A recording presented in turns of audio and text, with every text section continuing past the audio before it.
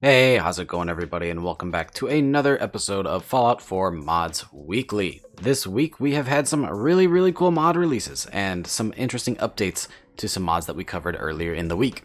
One quick thing before we begin, I apologize for the slight delay with this episode coming out, but like I had said prior, I am busy with a little bit with life at the moment right now, so episodes will still be coming out, there just might be a small delay, like I said. So again, apologies for that and sorry for any inconvenience.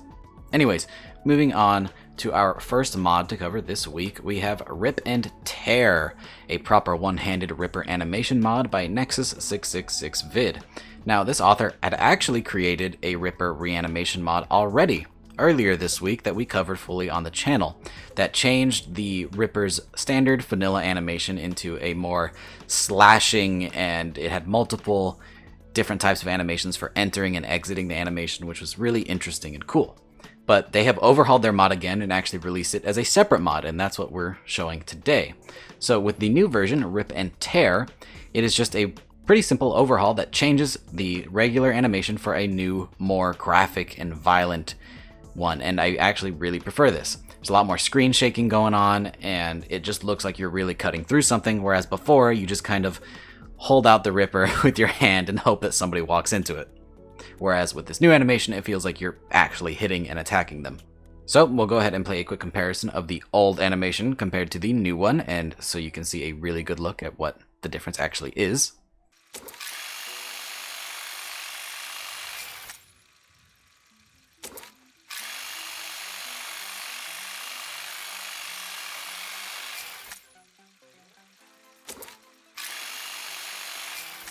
So yeah, I think the new animation is a huge upgrade. If you're somebody who has ever used the Ripper before, maybe you were disappointed with its implementation in Fallout 4. I know I definitely was one of those people. Whenever I picked it up for the first time, I was super excited to see a return from a classic Fallout weapon, and then when you use it, it's just kind of underwhelming. So having an animation like this added to it is really cool, and it makes it feel like a more unique and awesome weapon. Now, if only we could get a mod that adds some more Ripper attachments and makes it a little bit more viable, because the 3 base attachments are a little boring. But hey, this proper reanimation is a good start and a good step in the right direction to making the Ripper a more viable primary weapon. And maybe if you've never picked up the Ripper before in Fallout 4, this will encourage you to. So if you want to try this one for yourself, it will be linked in the description below. And I believe this is only going to be a PC release. I do not see it on the Bethesda net yet, but who knows, maybe it will be ported sometime in the future. Only time will tell. Moving on to our next mod, we have a really cool little weapon mod, and that is the 10mm compact submachine gun by Flarescale. This awesome little submachine gun is essentially based off of the MAT 49, however it is not an exact copy, it just takes a lot of inspiration from that old school SMG. This one does not have a ton in the way of customization, but it has exactly what it needs because this is sort of an early game SMG. It can be found on gunners and raiders around level 10, and can also be purchased from weapon vendors. Like I said, not a ton of attachments in this one. There's a total of 8 receivers, 4 magazines, 2 barrels, 2 stocks, and a suppressor available for this thing. But like I said earlier, this is an early game weapon, so you really don't expect too much of that. Similar to the 10mm pistol or the double barrel shotgun in the vanilla game, you'll be finding this one pretty early on, and it doesn't have a high damage cap, so you're going to use it for those early levels and then probably drop it off sometime later. However, that is a very important service that is not available a lot in Fallout 4 modding.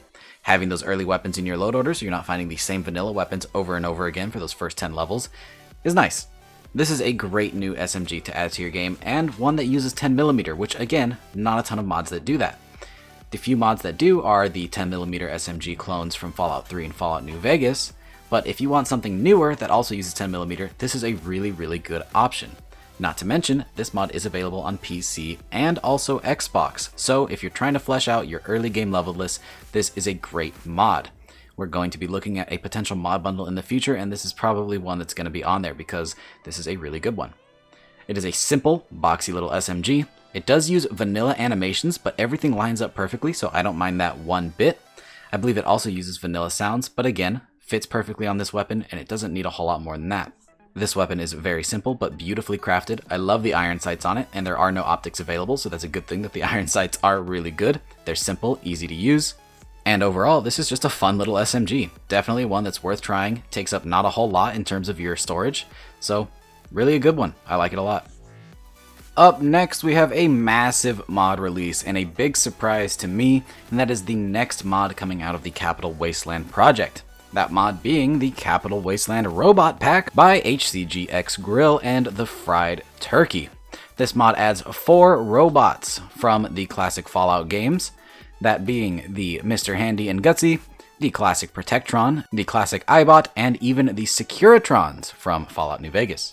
Each of these are designed to look like their Fallout 3 and Fallout New Vegas counterparts, which makes sense because, again, this is part of the Capital Wasteland project. And the Securitron even includes a brand new skeleton and animation, so it is a completely new robot, which is really awesome. All of these new robots can actually be found in the world, so you will be able to run into the classic robots as you explore the Commonwealth. And there are even Rust Devil variants of these robots, as well as Junkbot variants. So if you have the Automatron DLC, which you kind of need because it is required to have this mod, you will actually run into these out in the world, and they will have their own custom Rust Devil parts, which is super awesome and cool. Now, this mod does not replace the Fallout 4 versions of the robots, it merely adds them in, much like some of the other Capital Wasteland mods, which is my preference because the more variety I can have when exploring is better.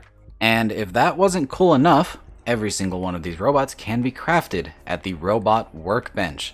To craft the Securitron, you will need to obtain some blueprints from the Mechanist's lair, but once you have that, you can easily go craft it at the Robot Workbench. And all of these guys have their own custom parts that can be used on some of the classic robots from Fallout 4, and some of the weapon attachments from Fallout 4 can be used on these classic variants as well, so you can mix and match like you can with any Automatron robot. Now, not every part is going to work exactly perfectly, especially with the Securitron because there's some skeleton issues, but you have a pretty good amount of customizability, so just play around with it and see what you can do. There's also a ton of new skins available, and they even added a bunch of different texture options for all of the new classic robots, which is a big plus for me. Being able to customize your robots to be exactly how you want is super cool. So if you want a Gunner Securitron, you can have that. Also, whenever you are customizing your Securitron, keep a lookout for some cool custom faces for the screens. There are a couple that have some unique functions, like if you put on the Muggy face, you can actually get one that shrinks it down to the size of Muggy from the Old War Blues DLC, and it actually has the unique effect of being able to trade him coffee cups for scrap. There's also a dog meat face, which if you throw that on, he will bark at you instead of the traditional robot lines, so that's pretty cool.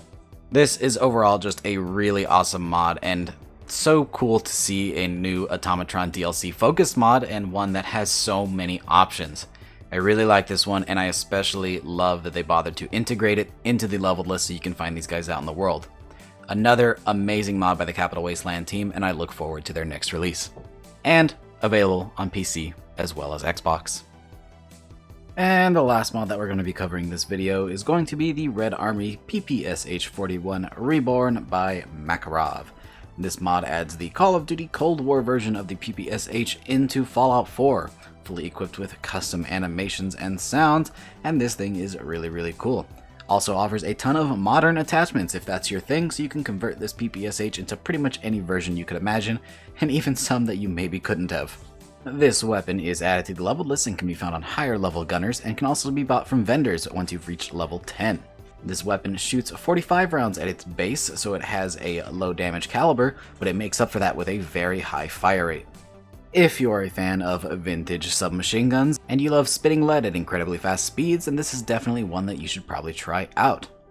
This weapon is a PC exclusive for the time being, and I'm not sure if it will receive a port to Xbox, but given the origin of the models and textures, my guess is that that won't be happening, so this may just be a PC exclusive. Yet another excellent weapon mod by Makarov, also the creator of the Black Ops 3 M16, so if you remember the quality of that mod, this one is just the same, maybe even better. I really like the stuff that's included with this one, lots of customization options, and another really cool vintage SMG, so you can't go wrong. And with that, we bring our video to a close. Lots of really good quality mods in this one. If you want to try any of these mods for yourself, they will be linked in the description as always, with both the PC and Xbox links if available. And if you do enjoy any of these mods, I highly encourage you to go and support the mod authors in any way you can. Go endorse those mods and see if there's a way that you can donate and support the cause. It's because of these mod authors that we get to enjoy Fallout so late in its life cycle, and it just keeps getting better. So we really owe it to them every time we launch a modded state of Fallout 4. Thank you guys so much for watching, and if you enjoyed the video, drop a like, subscribe, all that stuff that gets us into the algorithm and gets more mods to the people that are looking for them. Thanks again for watching, and I really hope you enjoyed the video. See you in the next one. Peace.